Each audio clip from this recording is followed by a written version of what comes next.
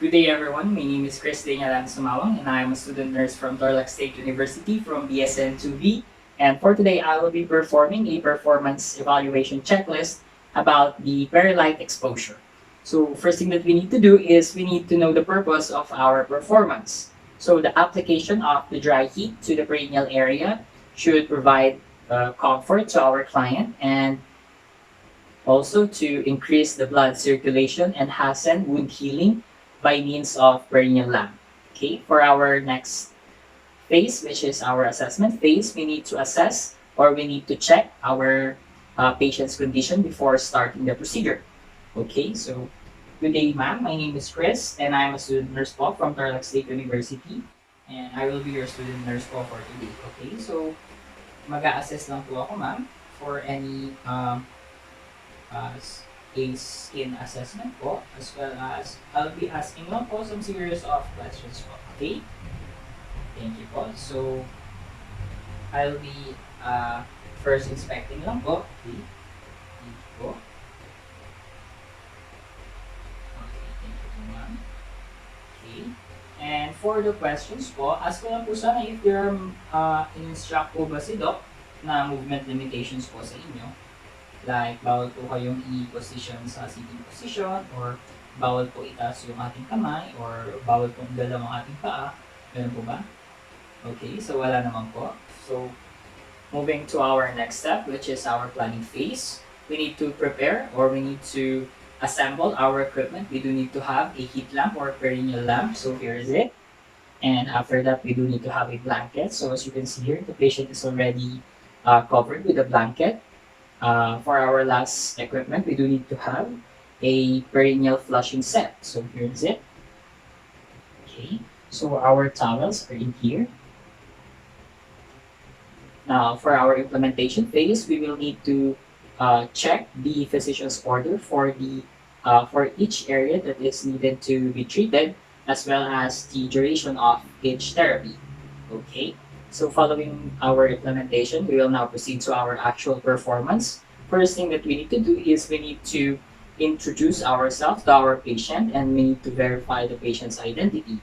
Okay, so as I said earlier po ma'am, my name is Chris and I'm a student nurse from Tarlac State University and I am your student nurse po for today. Is that okay with you po?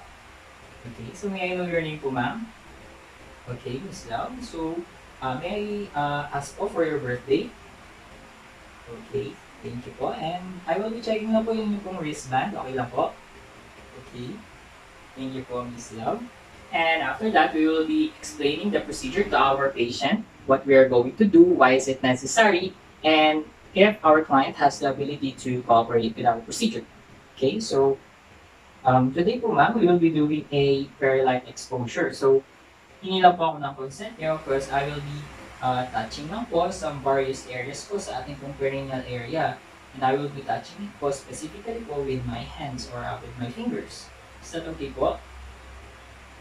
Thank you po. And we will be doing it po for your, to provide comfort po sa inyo, as well as this will provide an opportunity po for increase in blood circulation, as well as hasten po yung ating pong wound healing. Okay po? So don't don't worry po ma'am, because this procedure po is between us lang po, and this is confidential lang po, okay? Okay. And after that is we need to, now that we got the consent to our patient, we will now proceed to our next step, which is we need to perform hand hygiene and we need to observe other infection control procedures. Okay, so for example, before entering the patient's room, I have already washed my hands. Now I will be just doing a spraying my hands with an alcohol solution. Okay. Until it dries. Also, we will be putting on some PPE as indicated because we will be touching our client's perineal area.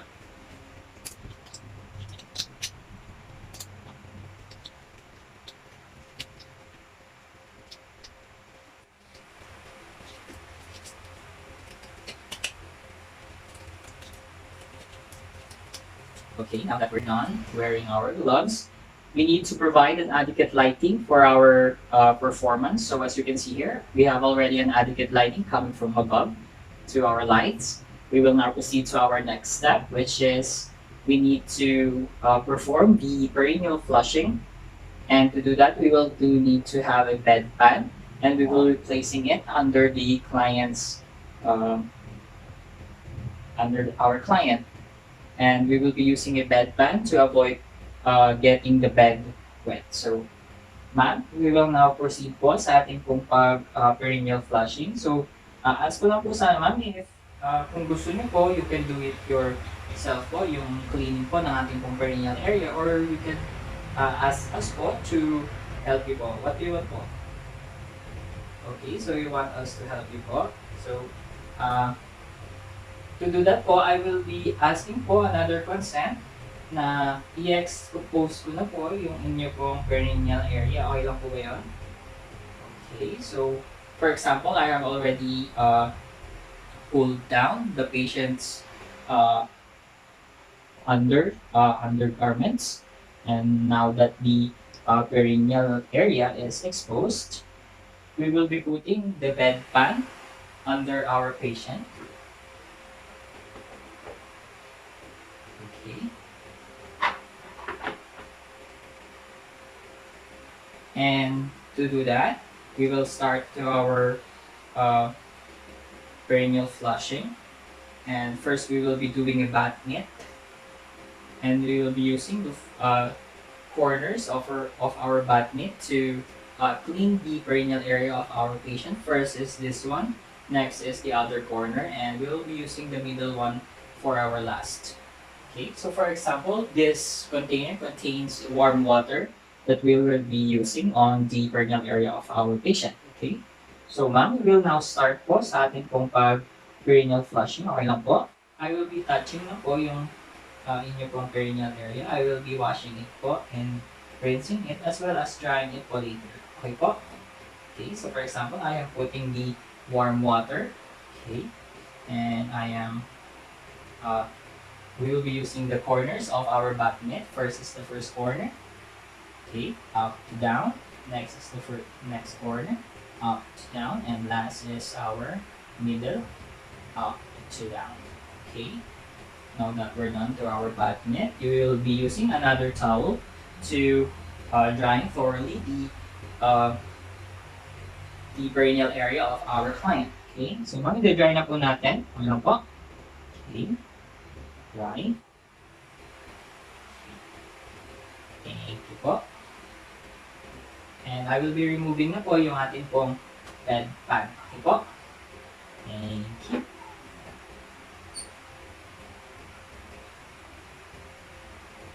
And we'll be putting it again. And now that we're done to our the rendering of the perennial flushing, we can now remove our gloves using a glove to glove and skin to skin technique. Okay.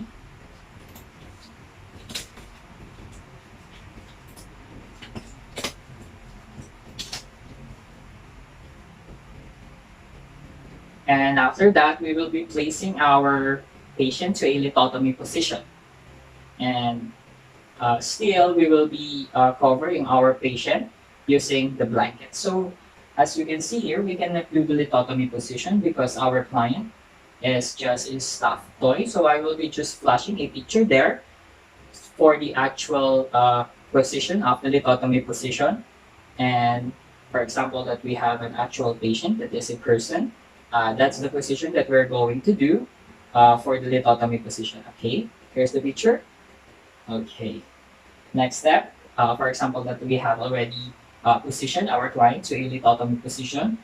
We will now proceed to our next step, which is we will be placing the heat lamp under the patient's blanket.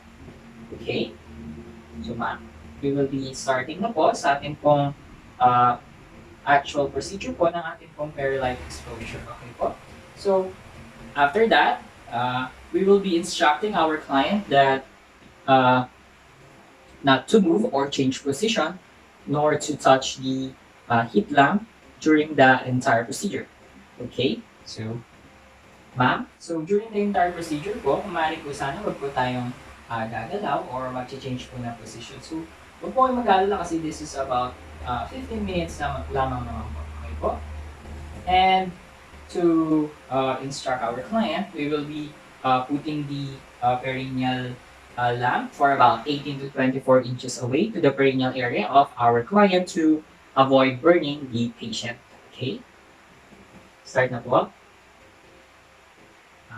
Susunod po kami konti, ma'am. Okay. Thank you po. Okay. Now, we'll be switching on na po yung ating pong heat lamp. Okay. Now, that is the switch on. Okay. I will be checking you po time to time for 15 minutes po. Okay. So I will be assessing you po on regularly po. Okay? So I will be checking po, or you can say to me po if there are any discomforts or any burning reactions as well as untoward reaction po. Okay po? So I will be here lang po for the entire whole entire 15 minutes. So first we will be doing po yung ating pong first 5 minutes and I will be checking it po for every 5 minutes. Okay? Thank you po. So, we wait for 5 minutes.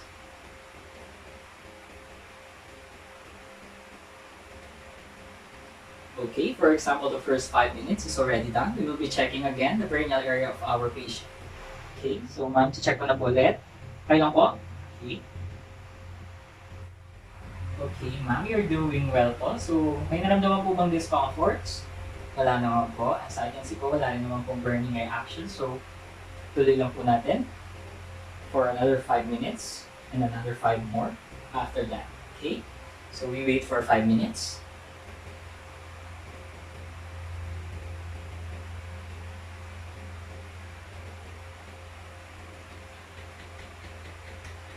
Okay, so for example, 5 minutes have already done. So, ma'am, I will be checking it again po. This is the 10 minutes na po. Okay? Thank you po. Okay, so, did you felt any discomfort po during the first 10 minutes? Okay, so wala naman po. That's good. And now we wait po for another 15 minutes. This is the last 5 minutes na po. Okay? Thank you po. So, we wait for 5 minutes.